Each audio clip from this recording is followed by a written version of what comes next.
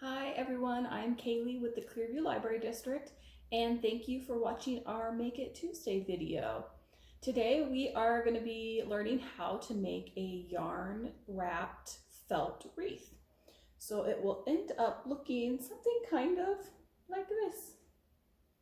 So we're just going to, this is the yarn that we're going to wrap with, and then all of our felt flowers that we're going to do. So I'll go ahead and start with just going through all the supplies that we're going to need to make this.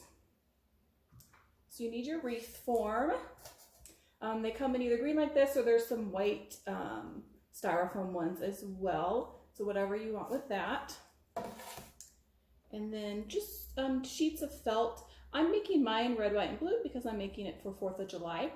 And I use probably about 3 sheets of each color to make this with that.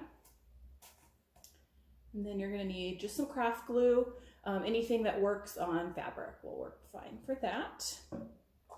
Some nice pins. I got ones that have like kind of little pearl on the end because I'm going to use those to attach them to the wreath so they just look kind of pretty when you put them on.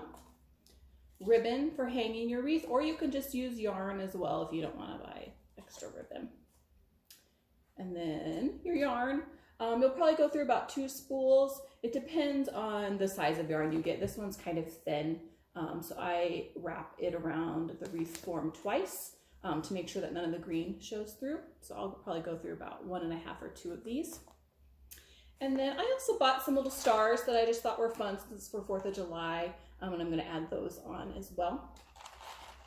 And I got all of this at Walmart because that's just kind of what was open when I was shopping for all these supplies. You can get most of this at any craft store, Michael's, or wherever you want to go to.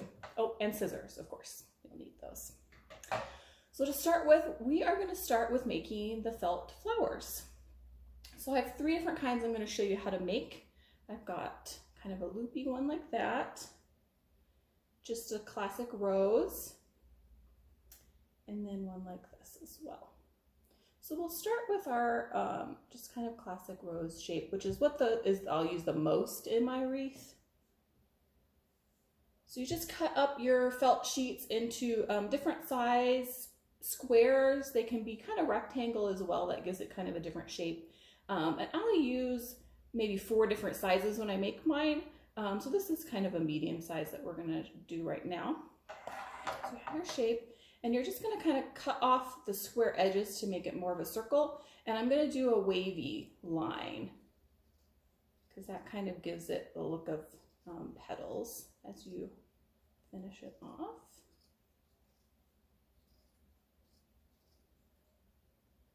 Got this shape. Okay, simple as that. And then we're going to cut in like a curlicue as we go around, and keep doing that wavy shape as you go as well until you get your spiral. And then I stop and leave a little bit at the end there because that's going to be the base of your flower. And then we're just going to roll it up. So you've got your glue, and you don't have to do this through the whole thing, but I'm going to periodically, as I'm rolling, I'm going to put glue along the inside so that helps it stay together. So you just do your first little part there, and roll it up, just like this. And we're going to go all the way. Add a little bit more glue now. Keep rolling.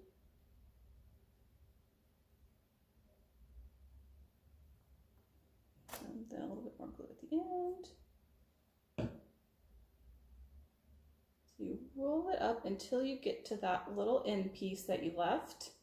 And then I just put glue right on the bottom here. And that helps the whole flower stay together. And then we're going to put this and make the bottom of our rose there. Press that down. And there you go. And that wavy cut makes it, give it that kind of uneven petal texture like that. And then I just set this off to the side and let it dry. You're going to want to let it completely dry before you actually start attaching them to your wreath. Set that over. And next we'll make kind of a little loop flower like this. And I kind of have mine pre-cut. So what you're going to need is you just take your felt and you cut out a size about like that, and you can make these different sizes as well, but you just want a rectangle, and you're going to fold your rectangle in half longwise like that, and then the side that isn't open, you're going to cut these strips into it. And I went down about, that's maybe about a 1/2 inch, 3/4 of an inch at the bottom, because you don't want to cut all the way through. And you do that all the way across. And then we're going to put glue along the bottom edge that isn't attached. And then we're just going to roll it up. And I'm going to take one of my pins out because I use these to secure this one while it dries. So I'm just going to put a line of glue all the way along the bottom here.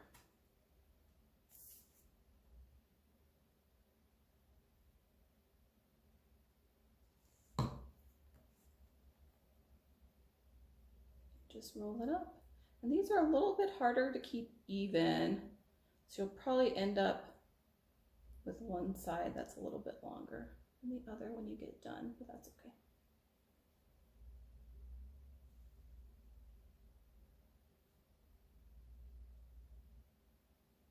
Okay.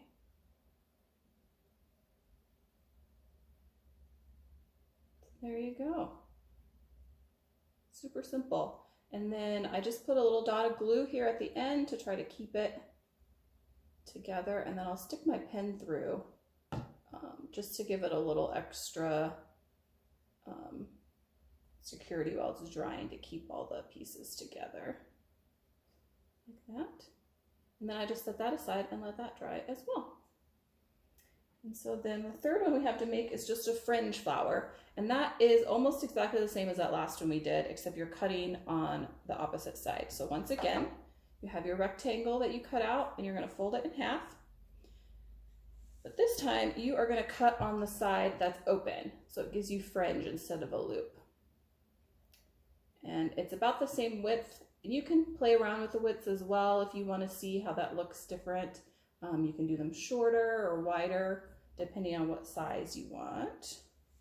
And exactly the same thing with that. Just put a line of glue along the bottom and roll it up.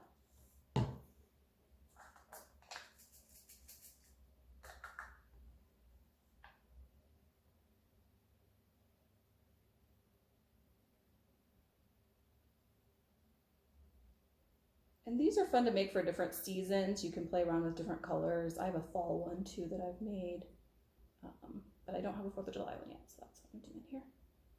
So there's that. Put my pin through. You can also use just a needle and thread if you want to do that.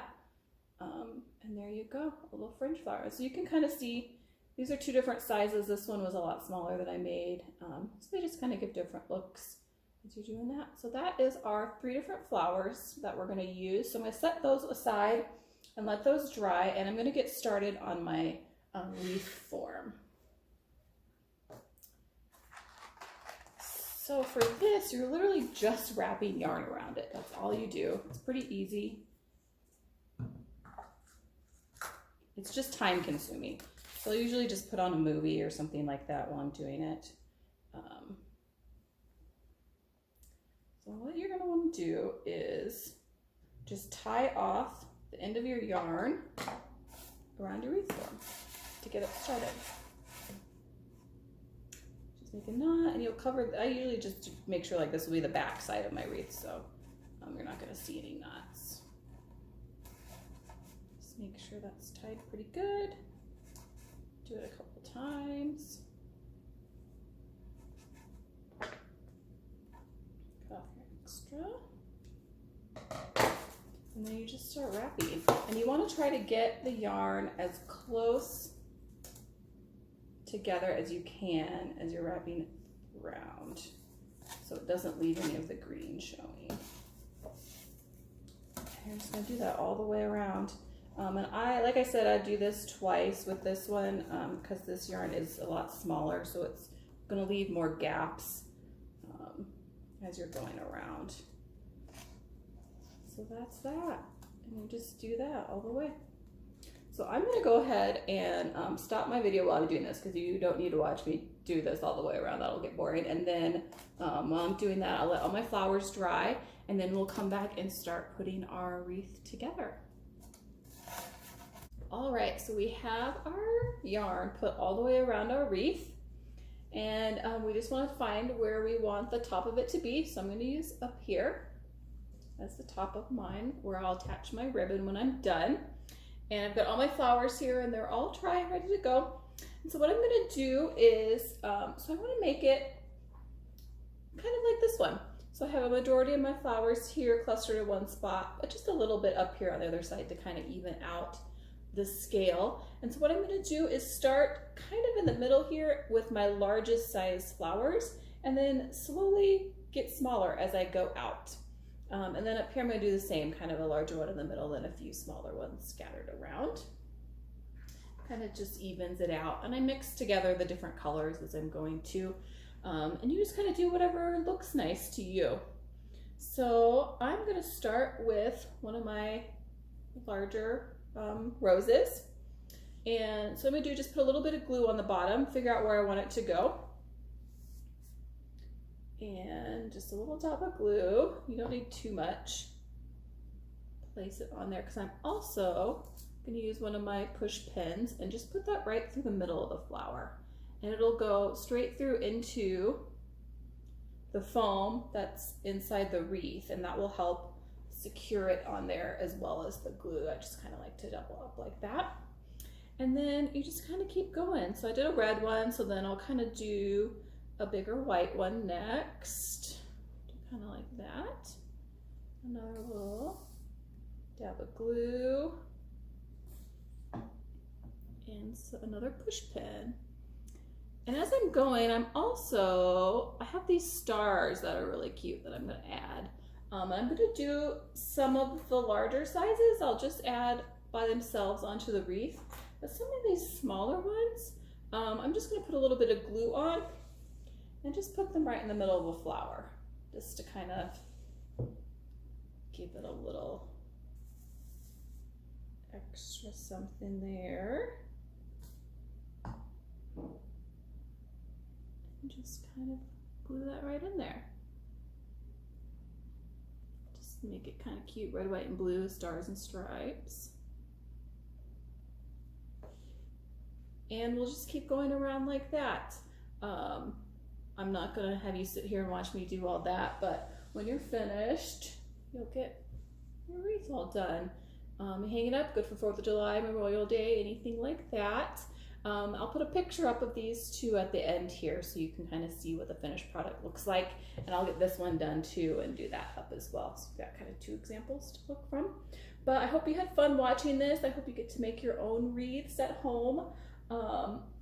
And if you have any pictures that you want to share, we always love to see what you've been working on. You can send those to my email. It's Kali, K-A-L-I, @clearviewlibrary.org. I'd love to see those. And make sure to join us again in 2 weeks for another Make It Tuesday. We are going to be learning how to decorate some summer-themed sugar cookies. So that will be really fun as well. So we'll see you then. Thanks and bye.